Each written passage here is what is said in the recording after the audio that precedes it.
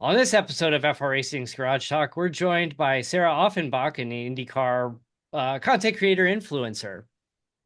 Yeah, we'll get a little deep dive into IndyCar and some social media and what can we do to increase viewership. And we also kick off the show talking about NASCAR Championship weekend, and I do something shocking. So stay tuned for that.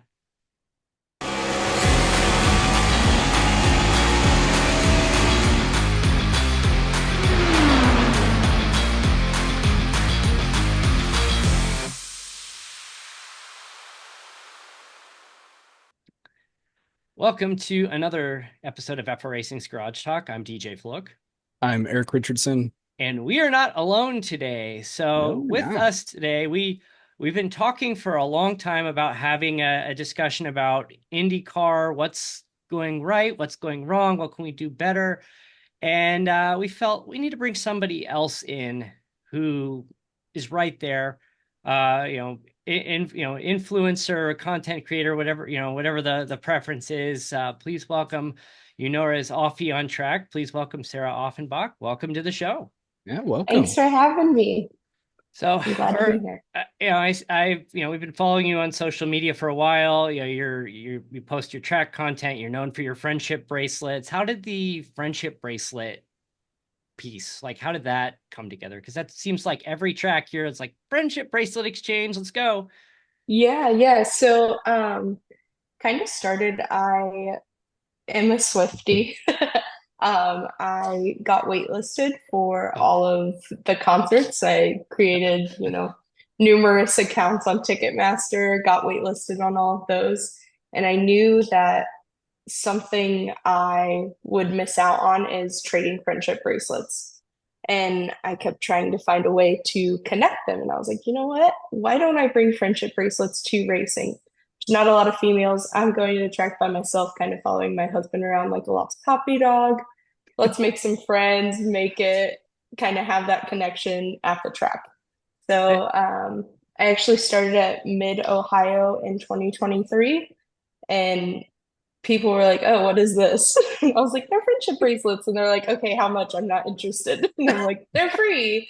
Just take them." And then it kind of caught on from there as the Eras tour grew and as people just started making them for other events as well. So every weekend we'd have a it's meetup and trade friendship bracelets. and our good friend Andy Amendola. I saw he was at your last gathering in Nashville. Yes.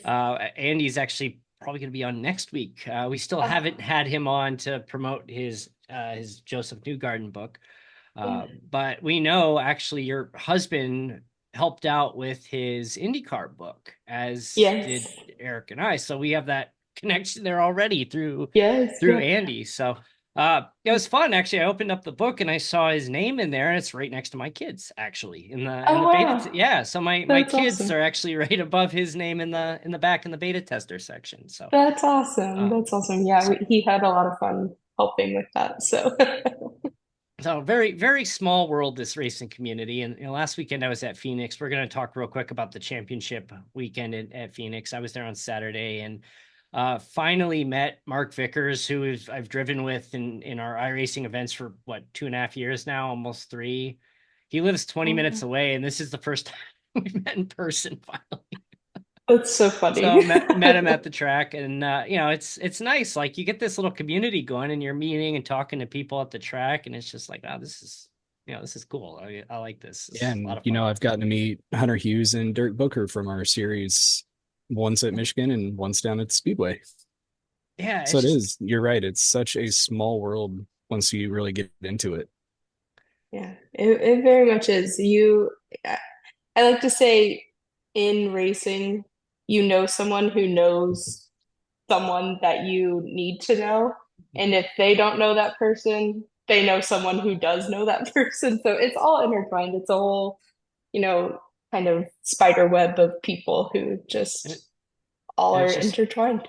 the connections of, like, oh, I know how to get a hold of this person. I know how to get a Yeah. hold of this person. It's like, oh, I have a connection inside this team, and I heard some interesting rumors out of them. And I'm like, I'm going to keep my Yeah. mouth shut because Yeah. not my business to share them.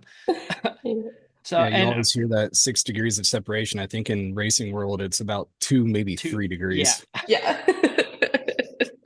So, so Eric, championship weekend, William Byron Yeah, came up a little bit yeah, short, a little short. a little short. Uh, Yeah. They made a play at it though. he did, and I got there for qualification, and I guess I didn't know this, but I guess Joey Logano failed his initial inspection twice and got through on the third time, but his car chief got ejected. Still got out there, started second, Lost his pit selection too. lost his pit selection, and still he managed to come away with the win, allowing me to hit my 1200 plus 1200 bet. So I said Yeah, a when few you made weeks that, I should have done it too. I said a few weeks ago when Logano was, you know, made it back in after Alex Bowman's disqualification. Everyone's like, "Oh, he's going to totally win now," because that's just how NASCAR works. And I said, "Yeah, you're probably right. It is also an And it was even an even year. year. It's an even Even year." year. And so I said, I jokingly, somewhat jokingly said, "All right, I'm placing a bet. I threw $20. It's going to pay me $260 if he hits." And I said, I guess like if he wins, I have to like pledge my allegiance to him. And the other week I pulled out the hat, and we're gonna take it a step further here. I'm wearing a jacket. The room is 80 degrees right now because I wanted to do this. But we are making it There it official is. here. We are making it official, and we're gonna switch over to Oh we're gonna go man. here. And I know this is gonna upset a lot of people, but I really don't care. So I And I on am that note, this agreement partnership is done. I am officially pledging my allegiance to Joey Logano. I am a believer in even your Logano. And honestly, like I haven't had a true rooting interest in NASCAR since Jeff Gordon retired. It's like as a kid, I clinged on, kid from Indiana, I clinged on to Jeff Gordon. Yeah. And him retiring was, I wouldn't say devastating, but it was just kind of like that piece of your childhood is over because he kind of broke into the Cup Series when I was, what were we, about 7? He debuted at Atlanta in '92. 92. So yeah, And we were seven. 7. 7. We were 7 years old when he made his debut. He retired after 2015, made a couple of cameo appearances, filling in for, actually, I think it was one when Dale He Jr. filled in at the race that I was out there for Phoenix, Well, didn't he he? was in, I don't Wasn't he in remember. like the '84 or something? I don't remember. He filled in for Junior when he had a concussion, though. But I think like, it might have been that year. that was kind of like it. It wasn't devastating, but it was just kind of like, okay, my childhood is now officially over. My favorite driver retired, and I just been kind of like, I watch it, the sport for the sake of the sport, and I haven't had any rooting interest. But this weekend or this last couple of weeks, I've fallen down that pit that so many Americans have in recent years of using sports gambling to cheer. And I don't gamble. My wife is like, all right, you hit this big bet, but how many of you lost? And I'm like, not many. This is like the third bet I've placed all year. Like I placed like 2 other baseball games. I won one, I lost one, and I put like $10 in for each. So it's like I don't have a gambling problem. I promise. And I was just so pumped. I was like running around the living room pumping my fist. I haven't been this like pumped for a NASCAR race in years. And shout out to the champ. You got the 3 there. So So, just to be honest, I may have been low key rooting for Logano just because I wanted to see a plus 1200 hit. so, so Yeah. you, Sarah, you've had going around with IndyCar, you've had a lot of close encounters with drivers Yeah. over the time. Is there a favorite one that stands out to you? Oh man. Like in IndyCar specifically? Could be IndyCar, but Uh, I guess we'll start with okay. IndyCar, but then I'll make it in a more broad. You're moving into the NASCAR world. What? Yeah, we'll start with Yeah. IndyCar though. Yeah. IndyCar, Scott McLaughlin is my personal favorite. Um, wasn't able to root for him the past couple of years because my husband was competing against him. Yeah, that Um, makes it hard. yeah, but he's a great guy. We actually invited him to our wedding off of a joke. Um, he was doing like a Q&A and I was like, haha, come to our wedding. And he was like, all right, invite me. So we did. Um, And That's then awesome. back in Bus Bros, he like RSVP'd that he couldn't go on the episode. Get on But the episode. yeah, yeah. He was like, "Hey, someone invited me to their wedding. I can't go, but best of luck." And then later that It's year, still cool. yeah, he's great. Later that year, he actually saw my husband at, I think it was Laguna, who was the last race, and recorded a video that my husband surprised me with on Oh wow. our rehearsal dinner, saying like, "Congrats, whatever. Sorry I can't make it." And then from that point on, just every time he sees me, he's like, "Hey, how's it going? How are you and your husband?" So I All love right, that's that. awesome. That's Yeah, That's awesome. really yeah, cool. yeah, Very, very cool. yeah, for sure. I like he sees a million people, and just like to take the time to ask how we're doing is fantastic. I'm also big Linus Lundqvist, and Kiffin Simpson, uh, Kiff Dog. We made Kiff Dog happen this year, so we love those guys. Now, was he receptive to that nickname? At first, no. He came around though. Kiff Dog was my number one requested bracelet by far this year. Oh, that's So funny. yeah, That That ended so up being a tough spot there over at the track for that car. yeah, yeah. It the charter system kind of threw some things to the wind, and that's what ended up happening. So yeah. What was kind of the overall take with the undertaking of the charter system in IndyCar?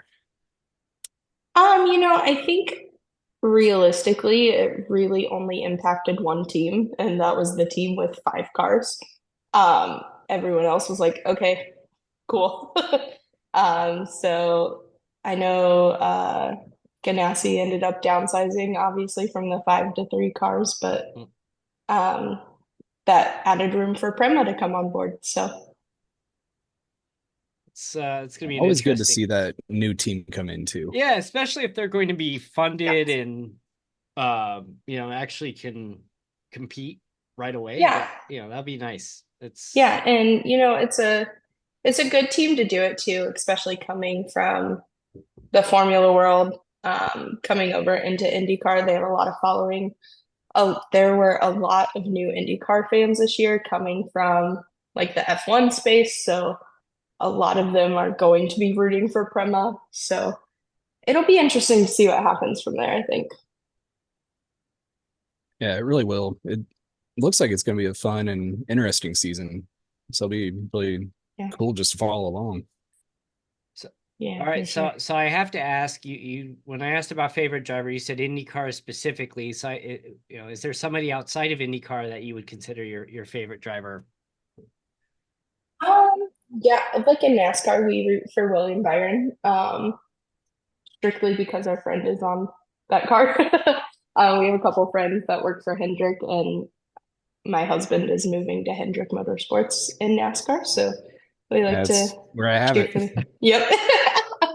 Yeah, so we were a I little disappointed with the results last weekend, but I I mean, as a somebody who grew up as a Jeff Gordon fan, it's like this has a very like Hulk Hogan turning on Macho Man to join the NWO feel as I'm sitting here wearing Penske merch. yeah, yeah, but definitely a but weird feeling. but it's like I've got my Jeff Gordon diecast from a child, my childhood. This is I think a 1998 Jeff Gordon, and I mean, your husband's going to be working for Jeff Gordon, more or less. Of course, he's Yeah, working for Mr. Hendrick, but right. Jeff Gordon is the heir apparent to that team, or it certainly looks that way. Yeah, yeah, for sure. And Definitely pretty cool. it's like, yeah, Jeff Gordon is my boss. Like Jeff Gordon, the NASCAR legend, Jeff Wait, Gordon. what? Yeah, yeah. I actually a couple years ago I was in the garage area in Phoenix Raceway and for the ARCA race in the fall, and the Cup teams were going through their initial inspection. And I'm standing up against the fence, and I'm just watching. There's like a play area for the kids and like games and stuff, and I just kind of like glance over my shoulder and do a double take, and I turn around. And here comes Chad Knaus, legendary crew chief Chad Knaus walking by, and I was like, all right, I'm fanboying right now. Like this is so cool. Yeah, that's something that surprised us, I think. just how big like the car chiefs are, how like everyone knows who they are in NASCAR. Because like in IndyCar, no one knows who the engineer is. They don't know who the race engineer is just walking by. But actually, when the Brickyard 400 was in Indy, they were doing like car chief signings, like autograph sessions, and I was like, "Who's that guy? I've never heard of him." They're like, "That's the car chief for so and so back in the day," and I'm like, "Oh, okay." It's just such a different vibe with NASCAR Yeah, than oh it is yeah. I IndyCar. mean, you think about it, you look at NASCAR over the years, it's like, oh, because Dale Sr. was with Tony Uri, and Dale Jr. had Tony Uri Jr., and there was Ray Evernham with Jeff Gordon and Steve Letard, and Mhm. it's yeah, and I'm sitting here thinking like, who are the Chiefs in IndyCar right now? I'm like, Like the honestly, first one that you can name is just Tim Cindric. Yeah. but And he's even he's a moved now. strategist He's a though. Yeah. strategist. Yeah. Yeah, he doesn't Yeah. even count. Like I couldn't Yeah. tell After you. that, it's hard to even say.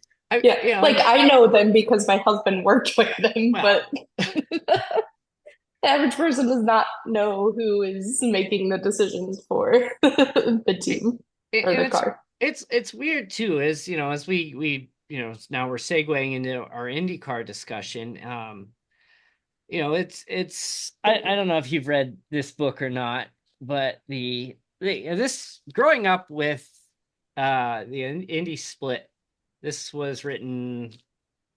The end of this book is actually when Roger Penske was approached to buy the series from Tony Oh George. wow. So this is a recent book. Yeah. And it's like I grew up in the 90s. Like Eric and I, like peak split Hmm. represents like our early teens. Like the split is like our childhood. And Okay. I in this book, it was shocking some of the things that I learned, that it's just like this stuff is going on in my backyard and I had no idea. Yeah. And you have like Roger Penske, for example, who didn't want to leave, but he felt he needed to leave. But the whole Mhm. time, Roger Penske is playing double agent, trying to like not sabotage Cart, but he wanted to. He felt like for us to survive, we need to be one. We cannot be operating as two Right. independent series. And the argument was the IRL had the Indy 500, Cart had everything else. They had Long Beach, they had all, Yeah. Toronto, they had all the good races that weren't the Indy 500. And Eric, look, you think back to the IRL, like there were some interesting choices in the 90s that I think set the stage for some of the struggles that we're seeing now. Like, I mean, we were, Disneyland, the Disney World track, which is now a grass field. Yes. Pikes Peak, which nobody can run on that track apparently. It's just it's crazy how like even though reunification happened 15 years ago now or whatever it was, it doesn't seem like the series ever fully recovered from that. It's like you don't have the bitter angriness of Paul Tracy out there, still fuming over his stolen Indy 500 win of 2000. What was that? 2002, Eric? 2001. Oh, it's been a long day, I'm putting maybe. you on the spot here. It was one I of should those two know. years, but from from your perspective, Roger Penske comes in kind of early into COVID, or well, no, Tony George went to Roger Penske and said, "I'm out, and you need to buy it from me because you understand this. You're the guy to take it to the next level." And in the book, Roger was caught off guard by this because one, Tony George showing up to something outside of the 500 was, I guess, pretty rare. But Roger Penske was not expecting that conversation at all that happened at the finale that year in I think it was 2020, I believe. And, from your perspective, Yeah. how do you see that, this transition from, the controversial Holman, well, there was the Holman era, then the Holman George era, then Mhm. the Tony George era, like to Roger Penske, like what's your perspective on IndyCar as a whole, or I guess the overall health of the series, being there on the track the last 5 years or last few years that you've been there? Yeah, so it's kind of hard because I started going to the track more and more the past few years when it was under Penske ownership. So before then, I just kind of would go for 500 practice, hang out, wasn't really involved. I was just like there. Um, but I do think Roger kind of taking over saved the series in a way during COVID. Obviously, it was a very hard time for Mm. everyone globally. Um, and I don't know where IndyCar would be without that. I know looking back after this full year has been completed, a lot of people have a lot of things to say. They do, yeah. Um, yeah, Oh yeah, they do. I uh, don't really, I don't know what the answer is to make sure everyone's satisfied. Does Roger step away from the team, own the series? Does he sell the series, own his team? Who knows? Who knows what and the the correct thing, answer is? and the thing too with Roger Penske, he's not a young man anymore. Right, I mean, he's right, pushing his late eight, I would say 86, 87, somewhere around there now. right. He's not a young man. He can't go on, as much as we would love him to go on forever, he's not going to be able to go on forever. And Yeah. ultimately, it seems like Tim Cindric is running his team, Right, right. and he shows up at tracks and wherever he goes, he's always wearing the 500, the Indianapolis Motor Speedway gear, no matter where he goes. It's very clear. He's very proud of that. For sure, for sure. Yeah. I I don't know. I do think that something needs to happen. Again, I don't know what the correct answer is. I mean, I know there are enough people not happy with the team owner owning the series or series owner owning a we, team. we've made Yeah, that. that really got thrown into the spotlight after the opening race Yep. and After, exposed at Long Beach. yep. You got Definitely got thrown in there. And and there's truth to it. I mean, everyone's boss is the same. I mean, I'm, number one, I'm wearing a shirt that says Penske on it right now. So Yeah, like, there's nothing I can say that would not appear biased. But from, I would never question the man's integrity. Like, number one, for like sure. there's no reason to question the man's integrity. But from an optics standpoint, you have the owner of the track, you have the owner of the series standing Mhm. on top of the pagoda cheering his driver winning the Indy 500, because we made the analogy. It's like you're not going to see Roger Goodell at the Super Bowl standing up cheering the Dallas Cowboys. Right. One, because the Cowboys would never make it. Oh, I just made a lot of people mad, but it's true. We Not just with lost a Dak lot of on fighters. injured. I had to do that thing. But like, you wouldn't see Adam Silver standing there cheering the Golden State Warriors, in the NBA. But it does, from an optics standpoint, look really bad. For sure. And despite the fact, Especially like, to somebody outside the racing world that's just tuning in and like, wait, that's the Who's series that owner guy? that Yeah. they're he owns the track, he owns the series, he owns the team competing, and he's cheering the winner. Yeah. And I think it's less about the track. I don't think people have any care about him owning the track I mean, he owned because, Michigan for years. yeah, It's the track is irrelevant at that point. yeah. But I think, yeah, I mean, I've heard people say all year long, how often do you see the series owner cheering for the winning car, just like you said. So It is it's weird. definitely, yeah, um, call it conflict of interest, if you will. I don't know what the issue, like what the answer is, but I do know that he obviously runs a world-class organization that's very prevalent I with, mean, the man's a billionaire. Like, yeah, it wasn't an accident. Like, he knows what right. he's doing. yeah, and you Exactly, don't exactly. win three in a row NASCAR titles. You don't win back-to-back 500s. You don't win the Rolex. Yeah, if you you don't don't win run a 19 What? Indy 500s. Yeah, Like, yeah, you're yeah, not and I doing think that without a world-class organization. exactly. I think Logano was like his 46th major racing championship or something like that. You know, it's just Yeah, the guy knows how to win. Like right. there's no doubt about it. Yeah. You know, and one of the things, like, you know, a couple of things we've talked about is the schedule. We've talked about television ratings, and Mhm. you know, NBC. I love the NBC crew. I Lee Diffie and you know James Hinchcliffe is James Hinchcliffe. I don't know if you get any better than a racing Yeah, color commentator right now. yeah, he's great. He's so good at what he Hmm. does, and Townsend Bell takes a lot of heat for things he says, but I still think he's very good as well. And I, you know, hearing Hinchcliffe kind of bust his chops for some of the things he says right there live on the air, I think that's Yeah, hilarious. I thought, you know, the three of them were a great group in the booth, and It was a good group. it, yeah, you know, there's no issue with the commentary, but you know, you look at the ratings and you look at some of the decisions NBC made over the years. It's like, oh, let's put the Toronto race on Peacock only. And you know, from Eric and our perspective, is IndyCar is not a big enough draw to justify people to go sign up for a Peacock subscription for outside of a sure. free trial. Is that, do you think we're off base with that? No, I don't think so at all.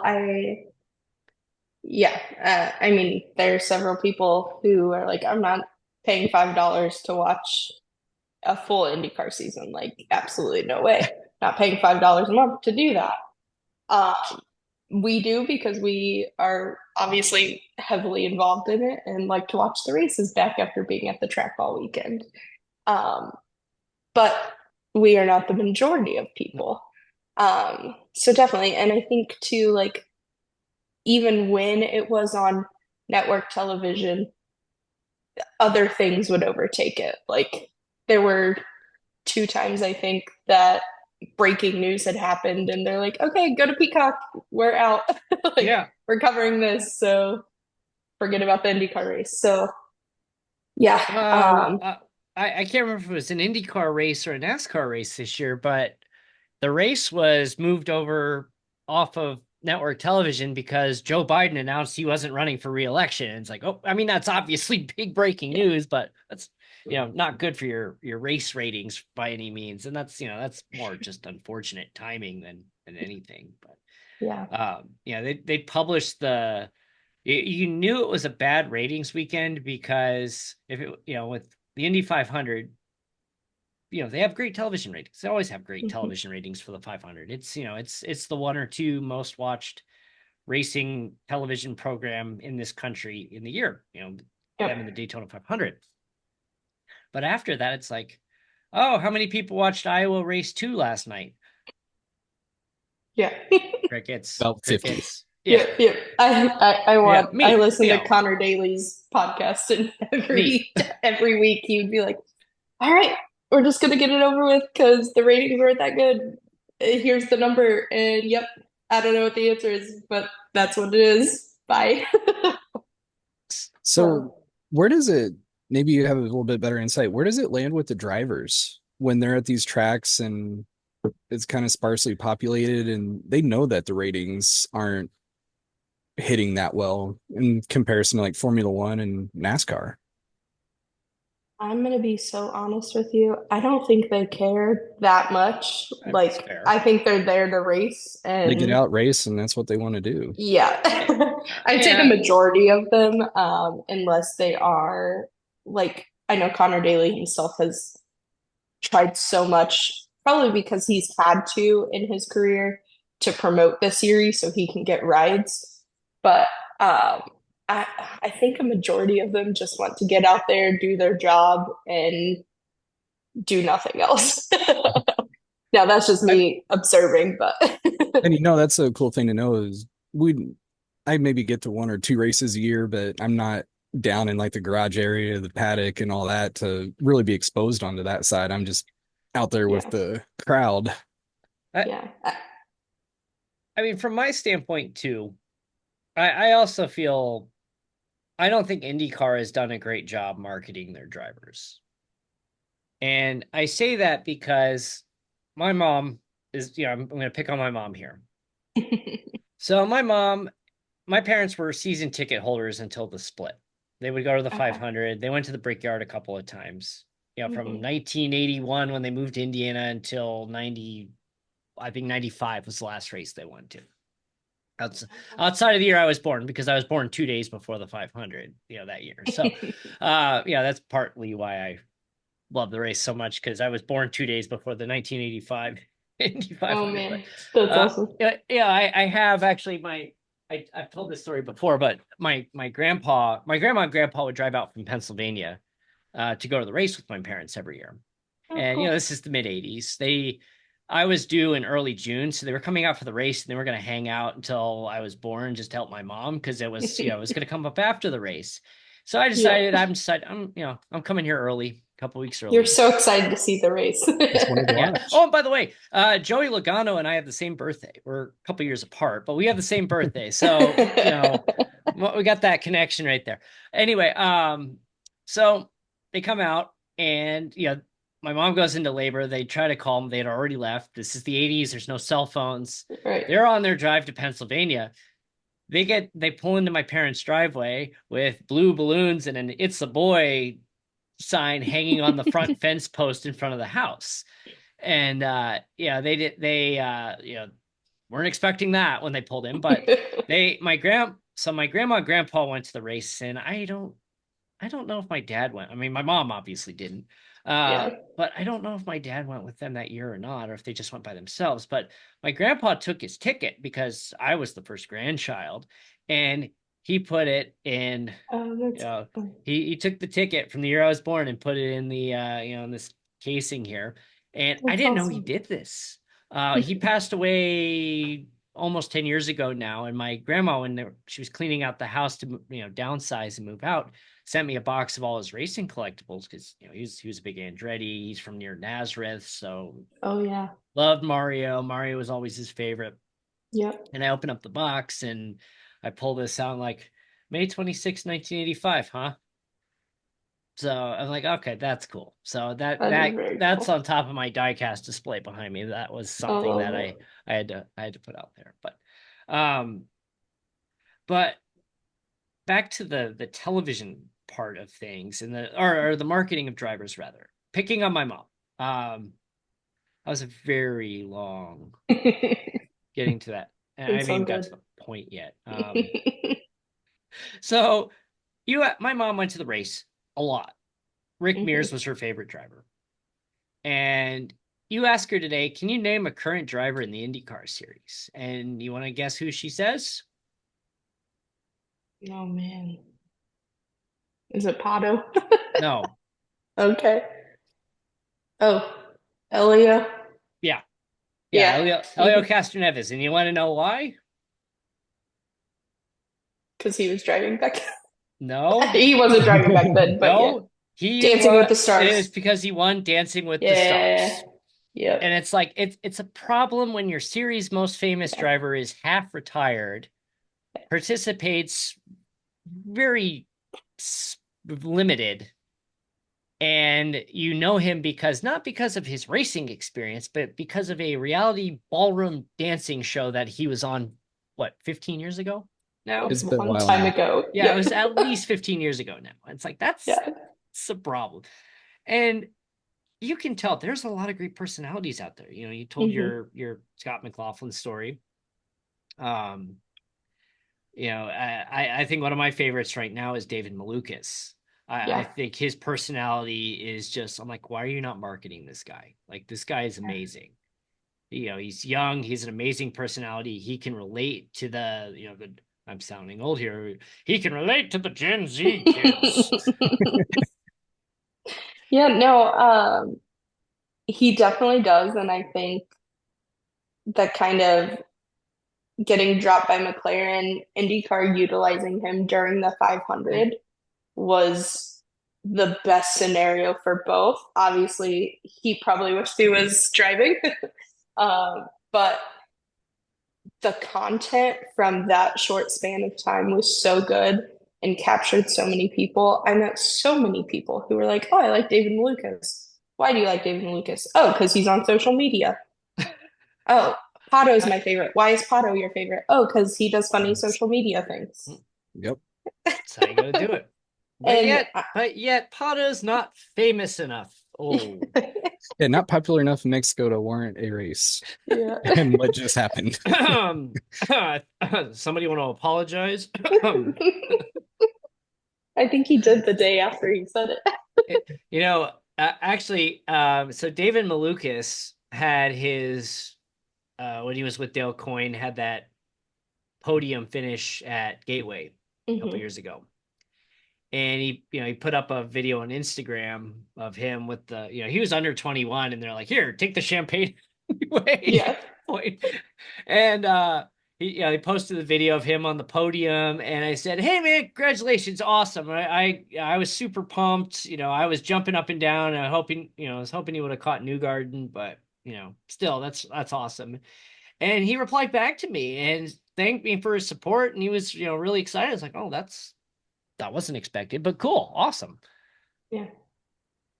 Yeah, he like so in Nashville this year there was a rain delay, and I'll tell you, most of the drivers just chill in their trailer. They're like, I'm not doing anything.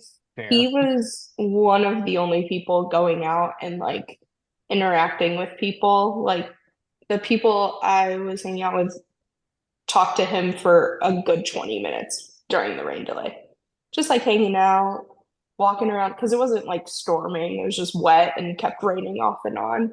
And I think he does a really good job of taking those opportunities that are kind of unexpected, unpredictable during a race weekend, and using that to go out and call it give back, talk to the fans, whatever. But people like that stuff. I went to St. Pete this year, and when I was there, I was doing like a International Women's Day thing with McLaren. They had a bunch of influencers, content creators, whatever you want to call them, out with them at their hospitality during practice one, I think. And I was chatting, and a lot of the people were like, "Oh, like I love McLaren. I like Pato. I love McLaren. I love Pato." I was like, "Okay." And they're like, who's your favorite driver?" And I was like, "Well, my husband's on Linus Lundqvist's car." And they're like, "Who's that?" I'm like, Yeah. "Well, he's a rookie, but like I also like Scott McLaughlin." And they're like, "Who's that?" Oh. I'm like, "Okay, well, like we also like Colton Herta. Who's that?" Oh. And so I'm just like, that's a problem. okay. So Like, I have to ask real quick, Eric. I'm sorry. Who is the biggest personality in the garage that you're aware of that the general public isn't aware of? Is the biggest personality? Like Malukas, it's very obvious. He's out there. yeah. Anyone who follows the series, but who's that? That under the radar, we'll say social media star. Ugh. I have a couple that like instantly come to mind. Um, the first one, Stingray Rob. He is just very interesting. I mean, they do media day or community day for the 500. And this man walked into a gym full of children and just instantly did the worm. I've seen him on a video do that before. Like some of the drivers are like, "Hey, we're here. Hey, hey, hey, hey." He just does the worm, and the kids are going crazy because who does that? So This is funny. yeah, and a lot of people are like, a lot of people have their opinions about him, but his personality hasn't been dug into. So it's like he just has no idea. That aw shucks, Yes. personality. And that when I first heard him given, he was upset at the 500 a couple years ago. Mm-hmm. He got wrecked out, and he was upset at one of the drivers. I forget who it was at the time. But it was just one of those, like, this is a man who does not use profanity, because the words he's using, I had to like look up, like, what kind of a alternate swear word is that? I have never heard Yeah. that word used before. Yeah, But and oh, sorry, go ahead. I would say he just reminds me, if you've ever watched the show 30 Rock, Kenneth the Page, like Oh, I haven't. that's that's who he is. But I would say a good majority of them are like that. Like, um, I was talking to some other content creators that had some opportunities to interview drivers, and they were like, "Oh, we'd never interview this driver." I'm like, "Why?" They're like, "Oh, he doesn't have a personality." I'm like, "He has a very good personality. Like, he's very funny." And they're like, "No, he's not." And I was like, "Yes, he is." They're like, "Well, I haven't seen anything." And I'm like, "Okay, yeah, but he is." Like, I've interacted with him. I have spoken to him many times, and he's hilarious. So you should definitely interview him. And they're just like, "Okay, whatever." We haven't seen it, so we're not believing it. Um, but I would say most of them are like that. Like, I know some of them don't like social media, and they kind of roll their eyes when they're like, "Oh, another social media thing." But it really is what is capturing people's attentions. And I think partially the show, 100 Days to Indy, it's it was great for what it was. I don't know if it's coming back for a season 3. I don't know if they've said that or not. I have no idea what's happening there. But I I think it focused on the same people who are already in the media and Yeah. popular and showed us nothing new. Like, It's like, we I know Will don't Power. He's been around for 20 right. years now. Like, yeah, we know, Right. like, if you're familiar with the series, we know Will Power. He's gonna Right. get mad, he's gonna cuss at you, he's gonna give you the finger when he's upset at you. Right, right. And when it came out, everyone was like, "This audience isn't like this isn't for the like typical fan." It's like, okay, but people who aren't typical fans don't want to watch 30 minutes of a race recap and 5 minutes of someone's personality. They want to see what goes into a race weekend. They want to see how someone is feeling through the race weekend. If they're mad when they qualified terribly or how they celebrate a win. They don't really care about what happened during the race per se unless it's highly dramatic. So I think that played into it a little bit too. There was an opportunity there to showcase a lot more than what was showcased, I think. Does it kind of come back to the drivers to kind of help market themselves in the series, seeing where everything's going, or is it just IndyCar itself needs to do a little more to highlight and profile the series and the drivers? Or is it a Yeah, combination? there it's probably a little bit of both. Um, I think personally, a lot of it has to do with owners not wanting to break that wall. Hmm. It's the very like corporate thinking. Yeah. And it's like, it's kind of like the Penske perfect image, right? Like, you can't have facial hair because that's unprofessional. You can't do this because this. You have to wear a polo. You have to wear this. And we're moving towards more of a be yourself, show your personality, be unique type of environment.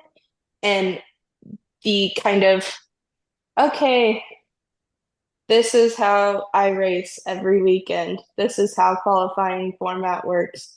Okay, bye. Doesn't really capture people's It's attention on like when you're scrolling, when you're doom scrolling at 2 a.m. It doesn't. that's where a personality like a Daniel Ricciardo would come in very handy for the IndyCar series. Whether his racing seal is, there's been many people made an argument that the only reason Daniel Ricciardo hung around as long as he did in Formula One is because he was so good on Drive to Survive and brought so many people in. Yeah. Maybe that's true. Maybe it's not.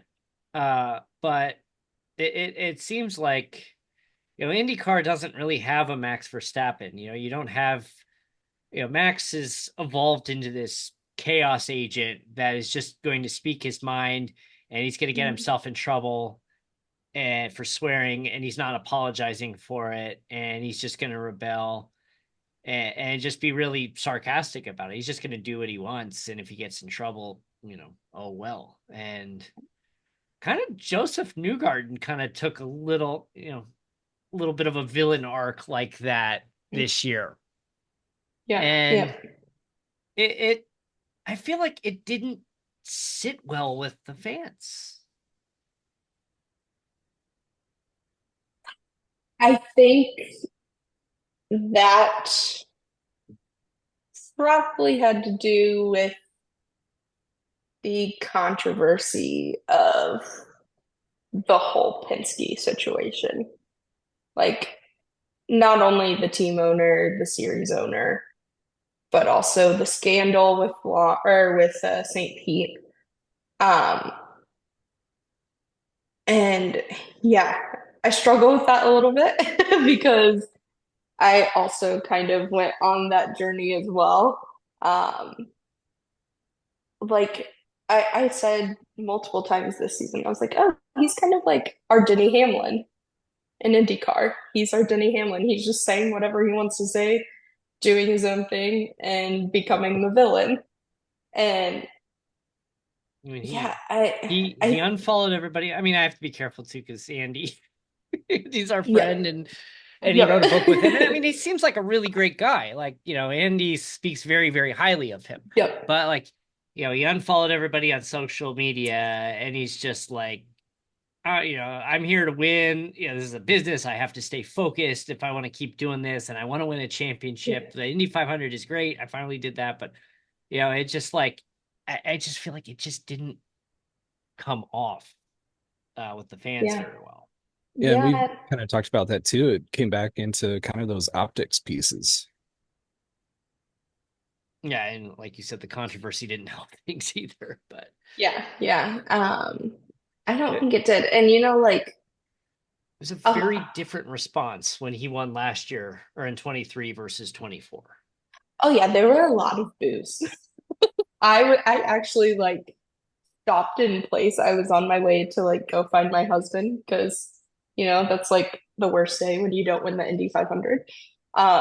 If you win, it's the best day. If you don't, it's not so great of a day. And when he crossed the finish line, I just heard boo, and I just stopped. I was like, "Am I hearing this correctly?" Like my first Indy 500 was Elio's fourth win, so 2021, which is crazy.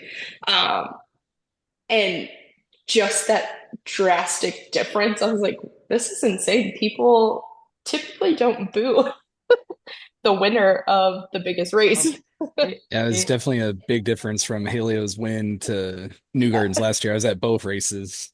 Yeah, it was kind of surreal. I was like, hold on, like, is this just like because everyone's been here for 15 hours at this point, or but yeah, and that continued all year after that too. Um, which I'm interested to see kind of where that goes next year. Because I felt like towards the end of the season he was kind of quiet. I mean, he didn't have the greatest results after the 500. Um, so very interesting for sure. Yeah, and we've started to see the return to social media too. Yeah, I yeah, do enjoy with following his him and just seeing all the stuff that he's done with the book that he wrote with yeah, Andy. That was a lot of cool to see him getting out with the kids too. oh for sure. and like so when Andy, the first 500 books that were sold were signed by Newgarden. Hmm. And Newgarden flew to Andy's house down in Miami. And like Aw, yeah. So Newgarden, Joseph and his wife Ashley, they flew down to Miami. They went to Andy's house and they autographed the books like in his living room. I'm just aw, like, that's awesome. you've got the two-time Indy 500 champ in your living room autographing a stack of 500 books right now, and Yeah. two of them are in my closet that will be given to my kids at Christmas. So, Aw, yeah. So I just like, it's like, he's got this villain arc thing going, but it's like he's not a villain. Like he seems like a really great guy. It's almost to the point now. It's like he's misunderstood than Yeah. anything. Yeah. Well, they like posted, I think it was in Barber when after they had the press conference, where he was like, we convinced ourselves that the rule changed, whatever. Um, and there was a photo of all the drivers talking in a circle, and he's just standing back on his phone. And I don't, I don't know. It just seemed, um, it just seemed like at first it was kind of like, oh, we're gonna feed into this drama. Then it was like, okay, that's it. Like, not to say the media should make up stories, but like maybe we could have benefited from a little bit of playing more into that from a fan standpoint, from a marketing standpoint. But, you know,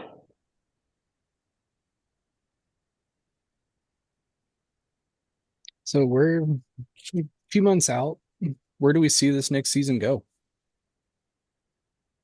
yeah, I think the Fox deal is going to be very good for IndyCar. Um, I know there was a lot of kind of unknown with it coming from NASCAR. A lot of NASCAR people had some things to say about the Fox broadcast. Yeah, they do. I spend a little too much time on Reddit. There's a lot of opinions on Yeah. there. Yes, yeah. But I think if you're looking at just the basics, having every race on network television is going to be good. Having Indy Next on network television is going to be good. Not only just to have more exposure to Indy Next, but you're looking at the bigger picture. They're on TV now. They weren't before. Mm. Half of the people attending an IndyCar weekend didn't even know there was an Indy Next race, if there was one. But now you're getting into the idea of sponsorship from that viewership in Indy Next. And you've got a pretty big name going to Indy Next with Hally Deegan coming there Yeah. with that. I mean, that's granted, her time in NASCAR was not memorable by any means, but it's still a name, still a There's name still a that name resonates with. recognition to it. Yeah, absolutely. That's gonna be great for Indy Next. Yeah, yeah. And I'm very excited personally for the Indy Next aspect of the Fox deal, just because it provides so many potential opportunities for that series. Um, and then you have, off-season tests with Logan Sargent. Mm. You have Valtteri Yeah, that's Bottas coming up. talking about IndyCar. Like all of this talk oh. is happening. I would love to. I mean, he's another one of those great personalities that IndyCar would be so much better having him.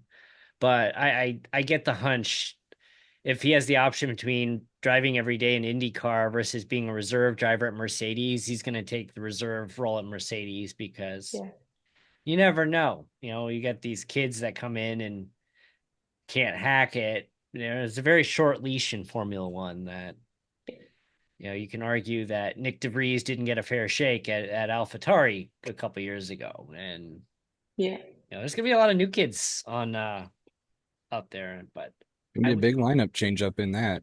I would love to have him in IndyCar. Yeah, I think even just them talking about it is creating so much of a stir, at least in F1 because I communicate with a lot of the Drive to Survive to F1 to IndyCar who are now getting into NASCAR fans. That's a majority of my community, and they are all freaking out. They're like, "Oh my gosh, did you see Valtteri Bottas said like IndyCar's a good plan B?" And I'm like, "Well, it shouldn't be a plan B, but not exactly that's cool." the vote of confidence you want. It's not the rhetoric we want, but like at least he's talking about it. And Yeah, then if my blind date falls through, you're my backup plan. yeah. And, And then like my Instagram stories for the past 2 days have been nothing but Logan Sargent in his noticed. formerly Linus and formerly Felix fire suit Yeah, with all the tape on I did it. notice that. I was like, that's Yeah. yeah. I'm like, oh, I didn't know he was Swedish. Yeah. It says like Linus right here, and then down here has like Fro. So, but yeah, it's been my entire Instagram story. So I think them participating in the sport, even like Kyle Larson doing the double again this Mm, year, it's yes. great because it draws people that are interested in a form of the sport. It brings their eyes to it, which I think is great. Seeing just the hype around Indy, the 500 this year with Kyle Larson being a part of it was just a dramatic difference. Oh Mhm. yeah.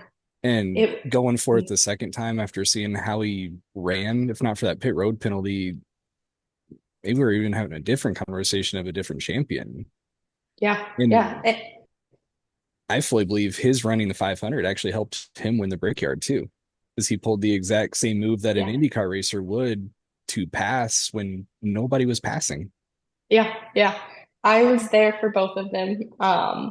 And it was just insane. We actually went to the Roval, the Charlotte Roval this year when we were visiting Charlotte, and I could not keep up with the count of how many IndyCar Kyle Larson jerseys there were. And NASCAR sells merchandise like it's going out of style. They have new merch all the time. They have the merch trailers or haulers, sorry. Learning the terminology switch is a little tricky. Yeah. But like IndyCar merch, it is what it is for the whole season, and that's what you get. And just seeing so many people repping that, my husband and I were joking. We were like, "Oh, they're big IndyCar fans." Yeah, um, the response he got at the start of the Brickyard when they're doing driver introductions, it was insane. loud.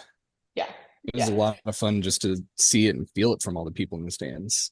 Oh, for I, sure. my kid wanted his autograph this weekend, and I found him, and I was like trying to chase him down before qualification. I missed him by like 2 feet. He went through the gate. I was like, guys, Oh so no. close.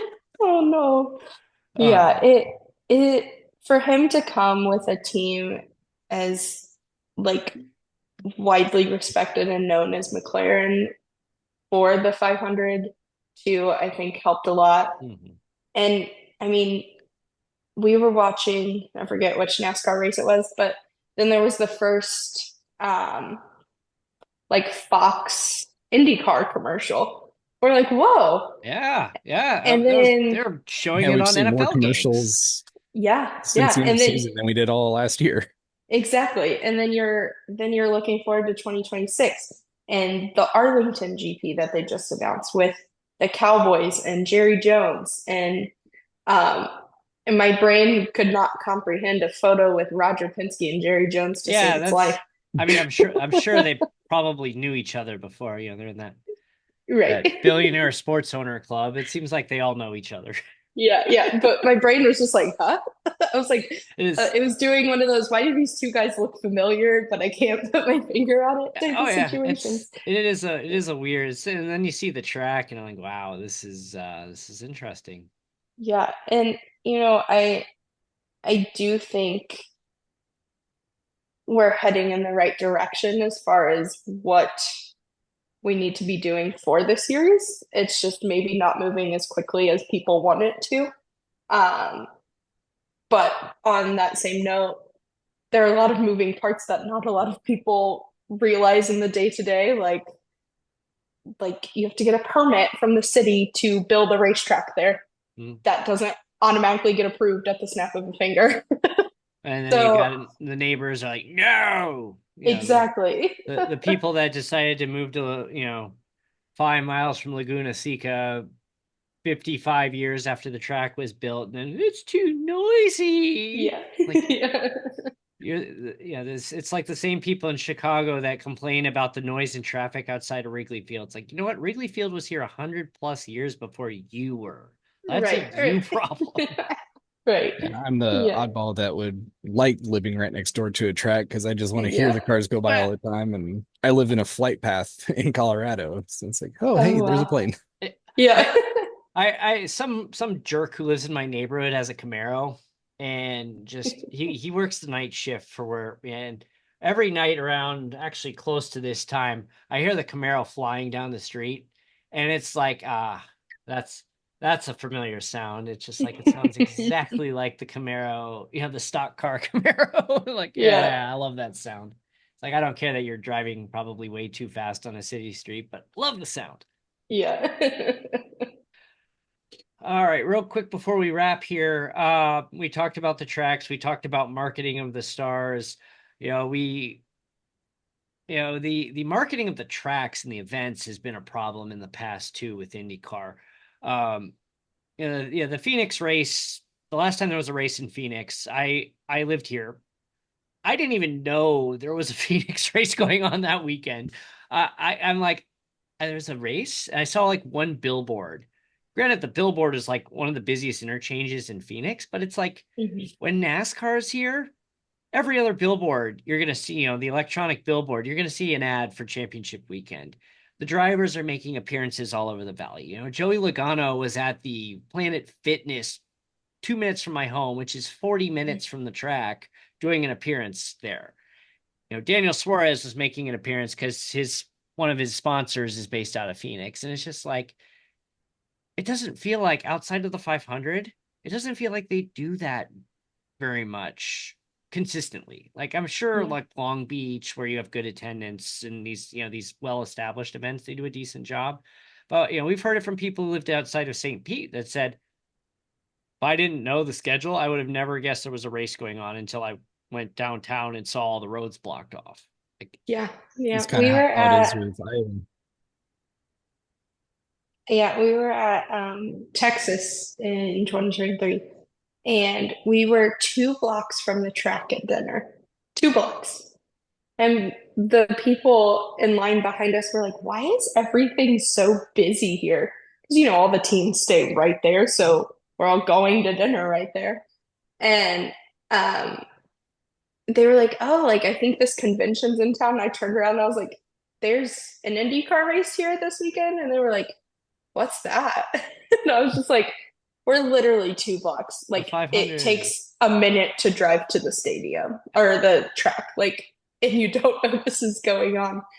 Um, I think part of that, I think the format of the weekend for the drivers should change a little bit. And they might all hate me for saying this, but probably none of them will ever hear me say this. So, um, You'd be surprised. yeah, I mean, Just it is on the internet. one So, little yeah, one little clip you never know ends up in yeah, yeah. Not saying hey, that they wouldn't Joseph listen to Joseph Newgarden your know the two of podcast. us exist. So Yeah. he Well, and he Scott he like McLaughlin knows I exist, so we have there we we go. we shared one of Andy's posts that Newgarden was tagged in on her Instagram story, and Oh yeah. I looked at who looked at her, and I see Newgarden looked at our post, like, oh, I took a Yeah. screenshot, like, Eric, look. Yeah, I didn't mean to say that like they wouldn't be listening to you guys, probably not listening to me talk, Ah, but you're fair. I mean, for the uh longest time, it was like, well, actually, my mom was like, "Oh yeah, I listen every week," and then like a year later, she's like, "When did Eric have a kid?" I'm like, "A year ago." No, it's been longer. I'm like, now I know you're definitely not listening to the show, you Yeah. liar, I mention him almost every episode somehow. liar. That's funny. Can't But get my own mom to listen to my show. but yeah, I think like I love the format of what they do for the 500. Obviously, it's the biggest race, it's going to be larger scale, but I like the community day into practice. Obviously, they've already qualified, but like into qualifying, and then you have the race. I think getting out into the community is a big thing. And I know they do it to some extent, like when we're Iowa, they'll go to the local Hy-Vee and do something there. But are the local Hy-Vee shoppers knowing what's going on, or is it just the same IndyCar fans who are traveling to the race going? Look behind Eric right now. Yeah, I actually got that from a Hy-Vee. Yeah, exactly. I asked him, like, can I get one of these? Yeah, so I think going out and doing kind of like a media day definitely would help that, because I know like Rossi complains about this a lot on his and James or in Hinch's podcast, how they get there on Thursday and then wait around all day to do a track walk, and that's the only thing they do that day. And then they have to get at the track really early on Friday to sit around to wait for practice. It's just like, if you're going to be there, go out and do things, set up things at local schools, get the kids excited, not hire, but partner with local influencers. They do that for the 500. IMS does. I interacted with several brand ambassadors for IMS this year that are going to every event held by the track to promote them on their social media, to get local people there. And I think there's kind of a stigma between, oh, like influencers, we don't want them there. But that's literally how, if you ask any person how they consume things these days, it's social media. Mm-hmm. And honing into that, I think, would do so much. It does feel like IndyCar is a lot of traditionalists. You know, it's like, oh, podcasters, bloggers. You're not real journalists. Like, just because you bought a microphone and have a Zoom account, you can host a show now. Like, we're proof of that. Like, Eric and I are not journalists. We never claimed to be journalists. We're not asking hard hitting questions. Like, you know, we're hanging out for an hour on Zoom, chatting about things we like. And if you listen or not, frankly, I don't care. I mean, we do it for fun. Stuff. It's all right here nowadays. Yeah, but people listen for some reason. We thank them for that. We don't know why they listen, but we thank them for that. But yeah, there's that stigma has improved some in recent years, but it's like you know, I have a friend who works as I forget what the name of the company is, but they do like a lot of like bloggers. It's too late to think, but you got a press pass for an event, and like some of the traditional media, like blogger, he goes to another event and gets turned down because he's just a blogger. It's like, he's a blogger that has more subscribers than your local newspaper does anymore. Get with the times, people. So I ran into that several times this year with trying to get media credentials. One of the requirements is, who are you affiliated with? I'm affiliated with myself for my stuff, my personal things. They're like, oh, sorry, traditional media only. It's like, and I know zero people who read the paper every day. Zero. I know zero people who pay for a paper to get delivered to their house. Are you about to whip out a... I get one newspaper a year. The 500 newspaper? Actually, no, Thanksgiving. Oh, okay. Well, there you go. see, the thing is, like, if it's like, okay, you want me to be associated with something, I'll just make up my own credentials right here. I've got my own little handmade press pass. I've got my, it says official. It's not focusing, but it says that, I'm representing, it's press pass, stadium scene TV. And it says editor in chief, and it says official underneath it. Yeah. I made this, on the back of it has my credentials on it that you can QR code, which I'm not doing that because you'll get my phone number, general public watching this, and I don't want that happening. Yeah. I've almost inadvertently shown my address on this show before, but holding up an envelope. But yeah, it's like there is still this clash between traditional media and, we'll call it modern media, and it's getting better, but like, I've walked around like, oh, who you with? Stadium Scene TV. And like, never heard of you. I'm like, I don't care. I'm like, yeah. Yeah, it's whatever. It's a struggle because, like, obviously the news needs to be there. Obviously the paper's going to write about it. Yeah. I was featured in a paper this year in Long Beach. It's like, yes, those people are going to be there. I have no issue with that. I mean, My issue is okay. we struggle to have people who have knowledge covering these events. Someone they were talking about earlier in the year, an influencer that was at Thermal taking pictures with NASCARs in the background, saying, having so much fun at the race. It's like, okay, that's oops. Not the event we're at. But I mean, there have been plenty of cases of traditional journalists being assigned covering NASCAR, IndyCar that, like, they're football writers. They don't know anything about it. Correct. And you can tell reading their column, they know nothing about it.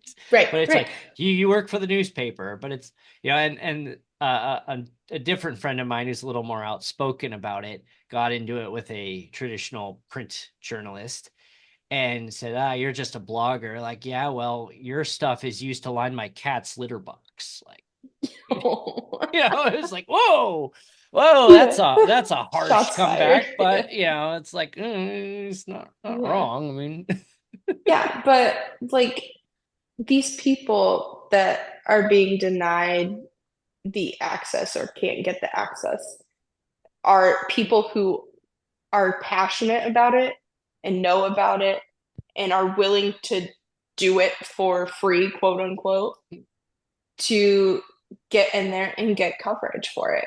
It's like, would you rather have the football writer who has no idea what is happening or who this person is? That's how you get like Adele Dazeem from like that's how you get misinformation and people not knowing what's going on. So I feel like the more that opens up, obviously there has to be some restriction because you can't just let anyone say, "Oh, I decided today I'm starting my own page and give me media access." Yeah. But I think there definitely needs to be some sort of adjustment there for sure. Yeah, I mean, Eric and I, like I said, we do not claim to be journalists. We don't claim to be anything close to journalists. We're here having fun. And if you want to listen, cool. If not, fine. If you want to write a comment and say how bad we are, I'm not losing any sleep over it. You know what? I probably agree with you. See what goes on, and we're gonna call it as we see it. For sure. For our commentary. And it was nice. I actually got called out over you did. It was a friend of ours who called you out, which still over the stage racing in NASCAR. Oh boy. I was explaining to somebody else in one of our Discord chats about this, and I said, Eric is a relic of 90s NASCAR. Yeah. Yeah, me too. I'll be asking a lot of questions the next year. Yeah. I mean, hey, you know what? It's a good learning curve, and it's a good place to be. So, we're gonna go ahead and wrap this up. This, we said, we usually go about 30 to 40 minutes. Yeah, we've been going a lot longer. Yeah, I don't even know what time it is. So this happens. Yeah. We'll finish recording, and it's kind of a running joke when I, in the file saves, I'm like, oh, we went 1 hour and 22 minutes this time. I think we're actually pretty close to being on pace for somewhere around that time. Sick. So, Sarah, again, thank you very much for joining us in this discussion today. Had a lot of fun with you, and a lot of great insight. Fun just hearing and talking about it. And where can we find you on social media? Offie_on_track. Offie on track. Track. And it's pretty active on Instagram. Yes, yeah. Instagram is my hub for sure. Yeah, but thanks for having me. I enjoyed talking with you guys. Really appreciate it. Taking the time. Yeah, for sure. And I'll open invite to come back anytime you want. You got something to promote. We will always doors always open. So for sure. Thank you so much. All right. So thank you again to everybody who tuned in and watched us today. You can subscribe on Spotify, watch us on YouTube, and wherever else you download your favorite podcasts. And for those watching the replay Saturdays on Stadium Scene TV, again, as the other hat here, literal other hat. Thank you very much for that. So at F4 Racing Online, f4racingonline.com, and we'll talk more about Eric's SRX race, which I don't know anything about, thanks to my internet, next week. Yeah, thanks for tuning in and take care.